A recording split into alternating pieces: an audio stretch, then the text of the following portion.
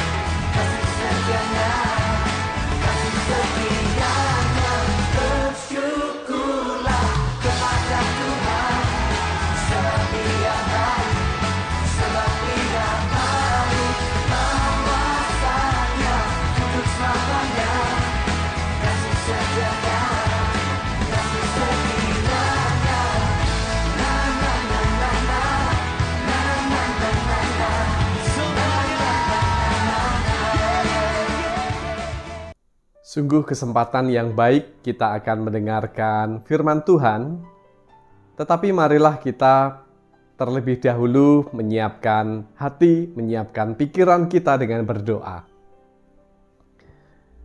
Tuhan, kami datang kepadamu. Kami mengucap syukur kesempatan yang Engkau berikan. Saat ini kami akan mendengar firman-Mu. Bersabdalah ya Tuhan, kami siap untuk mendengar. Hikmat Tuhan juga menaungi hamba-Mu ini, sehingga firman boleh diberitakannya. Dalam nama Tuhan Yesus kami berdoa. Amin. Firman Tuhan saya ambil dari Lukas 3 ayat 10 sampai dengan ayat 14. Demikian. Orang banyak bertanya kepadanya, "Jika demikian, apakah yang harus kami perbuat?" Jawabnya, "Barang siapa mempunyai 2 helai baju, hendaklah ia membaginya dengan yang tidak punya. Dan barang siapa mempunyai makanan, hendaklah ia berbuat juga demikian." Ada datang juga pemungut-pemungut cukai untuk dibaptis, dan mereka bertanya kepadanya, "Guru, apakah yang harus kami perbuat?" Jawabnya, "Jangan menagih lebih banyak daripada yang telah ditentukan bagimu." Dan prajurit-prajurit bertanya juga kepadanya, "Dan kami, apakah yang harus kami perbuat?" Jawab Yohanes kepada mereka, "Jangan merampas dan jangan memeras, dan cukupkanlah dirimu dengan gajimu." Demikianlah firman Tuhan. Berbahagialah setiap kita yang mendengar dan memeliharanya. Maranatha, amin. Tema kita saat ini adalah secukupnya. Kata yang sederhana, tapi sebenarnya dalam maknanya. Pernahkah kita mendengar nasihat dari orang tua kita, dari kakek, nenek, atau ayah ibu yang mengatakan, "Yen mangan ojo nganti kewareken, apa meneh kemelakaren." Dari sini saya akan menjelaskan tentang tema kita, yaitu secukupnya. Makan memang adalah kebutuhan yang sangat pokok bagi tubuh kita. Oleh sebab itu, semua orang mengupayakan makanan yang cukup, bahkan tentu juga kebutuhan-kebutuhan hidup yang lain. Tetapi kalau makan sampai terlalu kenyang, apalagi sampai kemelakaren, itu juga memiliki dampak yang tidak baik bagi tubuh kita.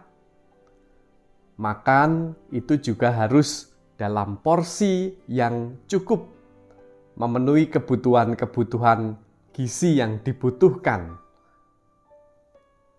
Saudara-saudara yang dikasihi oleh Tuhan, sesuatu itu kalau berlebihan tidak baik. Nah, kita akan belajar kata cukup.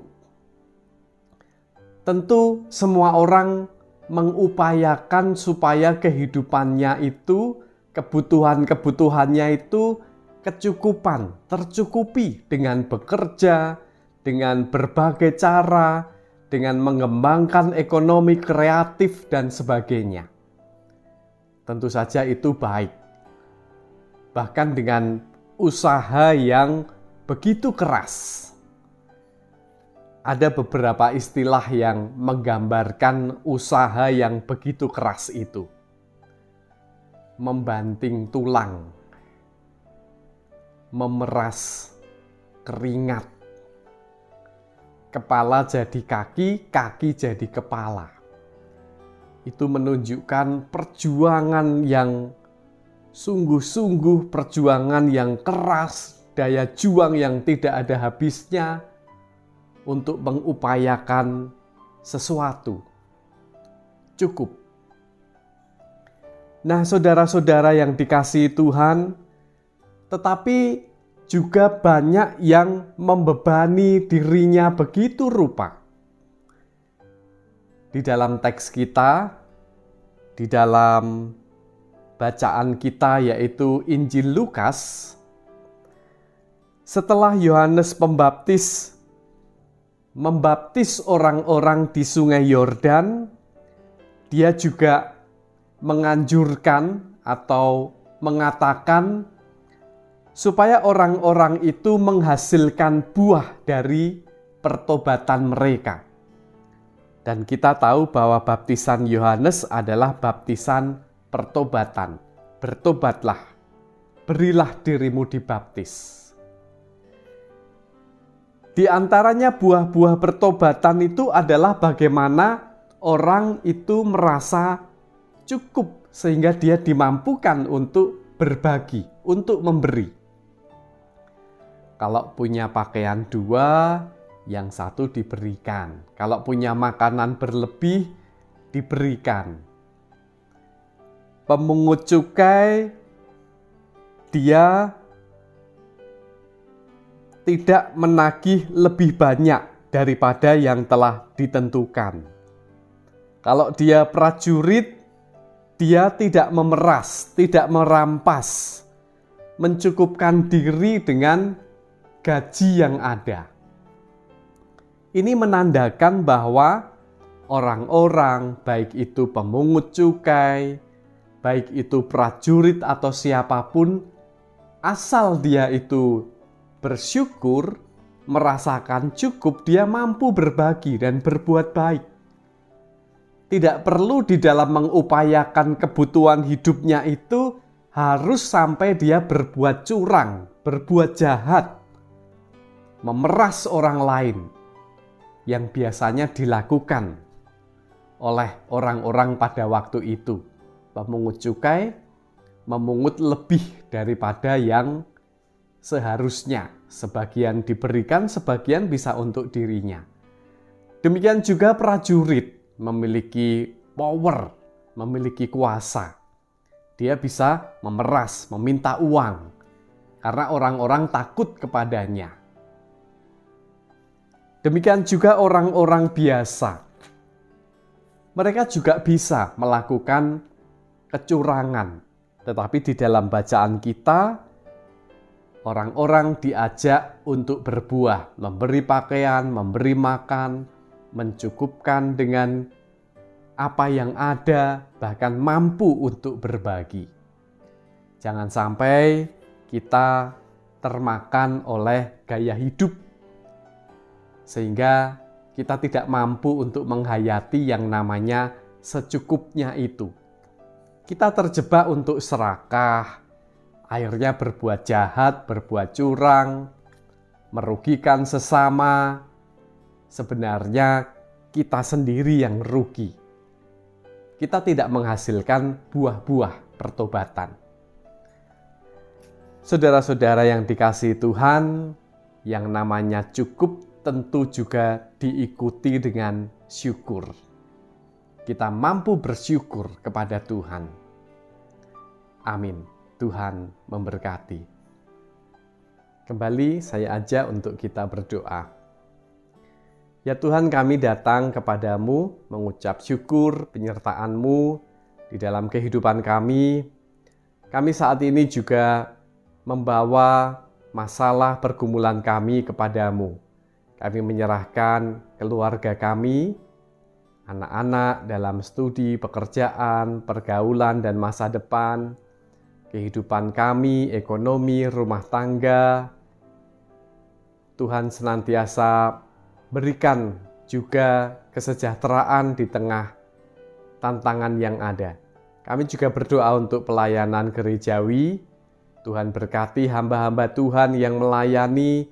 Tuhan berkati gerejamu mempersiapkan kegiatan Natal dan juga kegiatan-kegiatan sosial, membantu para korban bencana alam, dan melalui sekolah, melalui kesehatan, dan hal-hal lain Tuhan senantiasa berkati. Juga bangsa dan negara kami, Engkau bimbing para pemimpin bangsa, di dalam menata, mengelola negeri ini, mengatasi masalah yang ada, mengelola sumber daya alam, memaksimalkan sumber daya manusia. Inilah doa kami, ampuni dosa dan kesalahan kami di dalam hati dan pikiran, tutur kata maupun sikap hidup kami. Di dalam nama Tuhan Yesus kami berdoa. Amin.